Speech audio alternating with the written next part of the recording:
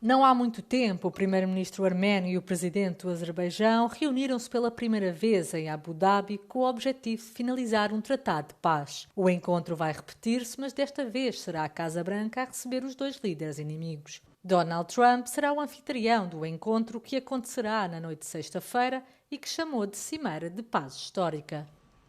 As duas ex-repúblicas soviéticas que vivem em conflito há quase 4 décadas podem finalmente chegar a um acordo de paz na região, notavelmente longe de Moscovo. É também uma oportunidade para Trump se apresentar como um pacificador global, cumprindo uma promessa eleitoral que fez durante a campanha em novembro passado.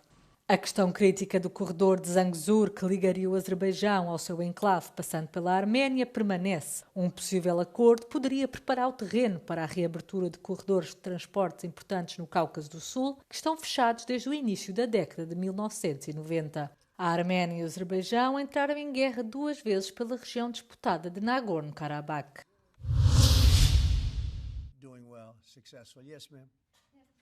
Os Estados Unidos começaram oficialmente a cobrar impostos mais elevados sobre os produtos importados de dezenas de países. A medida surge 4 meses depois de o presidente norte-americano Donald Trump ter anunciado pela primeira vez planos para impor tarifas à maior parte do mundo. A partir da meia-noite desta quinta-feira, as mercadorias provenientes de mais de 60 países são sujeitas a taxas aduaneiras de 10% no mínimo. Os bens da União Europeia, Japão e Coreia do Sul serão tributados a 15%. Já sobre as importações de Taiwan, Vietnã e Bangladesh, recaem taxas de 20%. Washington espera, com esta estratégia, que algumas das mais fortes economias mundiais investam milhares de milhões de dólares nos Estados Unidos. Apesar da controvérsia, o mercado de ações nos Estados Unidos tem-se mantido sólido, o que deixa a Casa Branca confiante numa aceleração económica para os próximos meses. O acordo que prevê direitos aduaneiros de 15% sobre a maioria dos produtos da União Europeia foi alcançado no final de julho. Falta, no entanto, assinar uma declaração final conjunta com os pormenores do entendimento. Donald Trump impôs à Índia uma tarifa adicional de 25% pela compra de petróleo da Rússia. Sobe assim para 50% o teto do imposto sobre os produtos indianos que chegam aos Estados Unidos. As taxas deverão entrar em vigor 21 dias após a assinatura da ordem executiva. A Índia não apoiou as sanções económicas impostas por Washington e aliados ocidentais a Moscou. Continua a ser um dos principais compradores de petróleo russo. A intenção de Trump passará por cortar as receitas que o Kremlin usa para financiar a guerra na Ucrânia e assim forçar um cessar-fogo.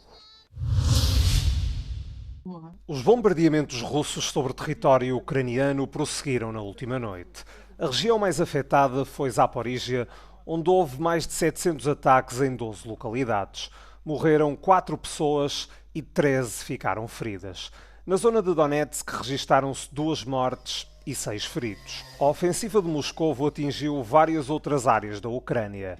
16 civis sofreram ferimentos em Kherson, Dnipropetrovsk, Kharkiv e Sumy. Foram também danificados veículos, infraestruturas e habitações. É uma investida que acontece apenas um dia antes do fim do prazo dado por Donald Trump para que a Rússia aceite um cessar-fogo.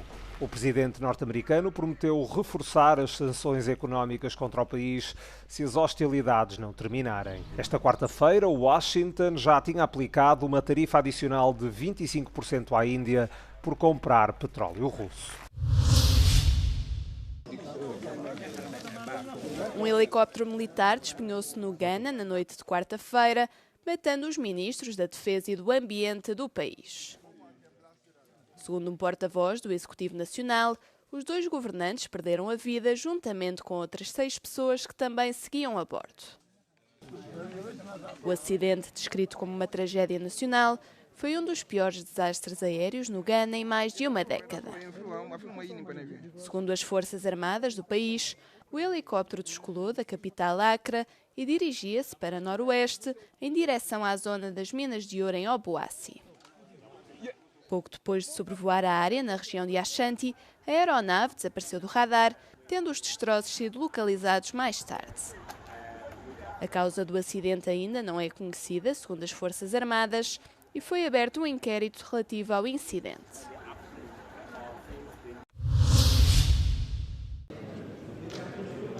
A urna com o corpo do primeiro presidente eleito da Roménia após a queda do comunismo em 1989, Ion Iliescu, foi levada para o Palácio Presidencial de Bucareste para um funeral de Estado na quarta-feira.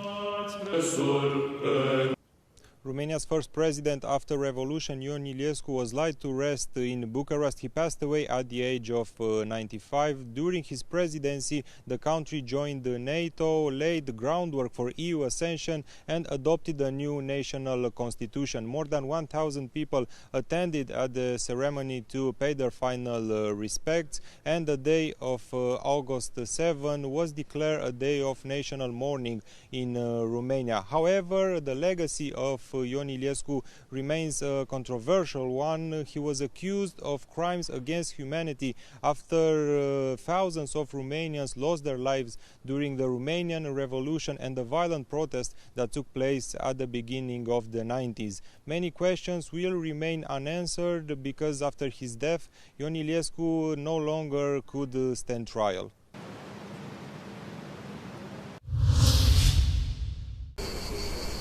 A maioria dos Estados-membros está a propor alterações para simplificar a lei de desflorestação da União Europeia. A legislação aprovada em 2023 tem o objetivo de reduzir o impacto do bloco comunitário no desmatamento global. Da organização não-governamental Earthsight veio um alerta para a hipótese de as mudanças legislativas propostas facilitarem as exportações ilegais de madeira da Rússia e Bielorrússia.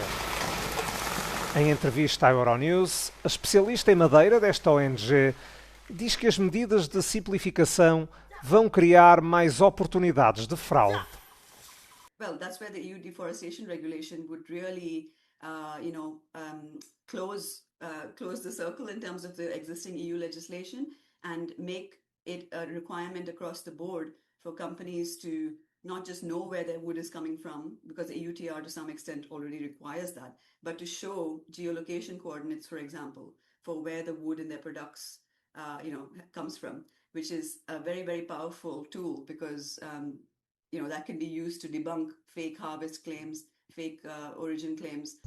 Segundo esta especialista, 8 dos países que defendem as alterações legislativas já estão a beneficiar significativamente do comércio ilegal de madeira. São eles Bulgária, Croácia, Chequia, Estónia, Itália, Polónia, Eslovénia e também Portugal. Ao todo são responsáveis por 67% das receitas geradas por esta atividade fraudulenta. Incidentally, a lot of the member states that were calling for the no-risk proposal were also some of the member states that were getting some of the highest volumes of, conflict plywood. A madeira da Rússia e Bielorrússia tem sido alvo de sanções da União Europeia desde julho de 2022, pouco depois da invasão da Ucrânia. O mês de julho deste ano foi o terceiro mais quente de que há registro, segundo o Copérnicos, o Programa de Observação da Terra da União Europeia. A temperatura média global do ar à superfície foi superior à média do período entre 1991 e 2020 e esteve também acima das estimativas para a era pré-industrial de 1850 a 1900. Apesar de não ter sido tão quente como os dos 2 últimos anos, o mês de julho de 2025 deixa os especialistas do Copérnicos em alerta. Avisam que as alterações climáticas continuam a existir. Dão como exemplo disso o que aconteceu no passado mês. O calor extremo que propiciou fortes incêndios no sul da Europa e, por outro lado, as inundações. A Turquia registrou em julho a temperatura mais elevada de sempre no país, 50,5 graus Celsius. Os países do norte da Europa também sentiram o tempo quente, com vagas de calor históricas na Finlândia e Noruega. Segundo os peritos, devem continuar a surgir novos recordes de temperatura e mais fenómenos climáticos extremos. A situação só poderá ser revertida se as concentrações de gases com efeito de estufa na atmosfera forem reduzidas. Mais de 180 mil pessoas já assinaram uma petição online para acabar com os cartazes políticos em locais públicos na Hungria.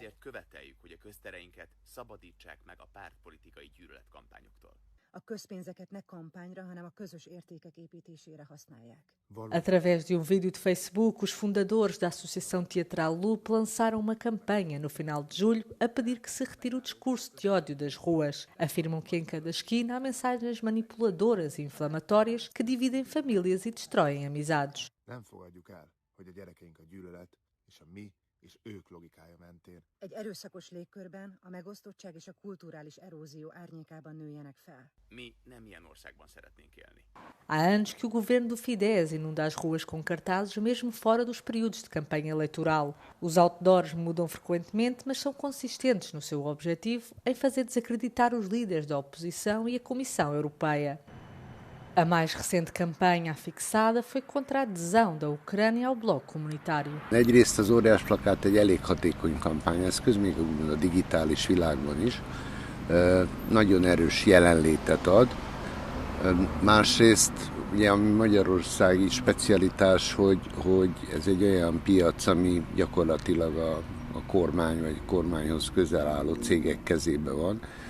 Tehát egy olyan területe a politikai hirdetéseknek, ahol a Fidesz abszolút fölényhelyzetet tud teremteni. A partir de outubro, o Facebook na União Europeia vai deixar de poder publicar anúncios políticos, reduzindo o leque de plataformas onde a campanha pode aparecer. Por isso, o papel dos espaços públicos pode ser ainda mais reforçado. Az, hogy a politikai plakátoknak mennyi hasznuk van, csak a jövő évi parlamenti választásokon derül majd ki.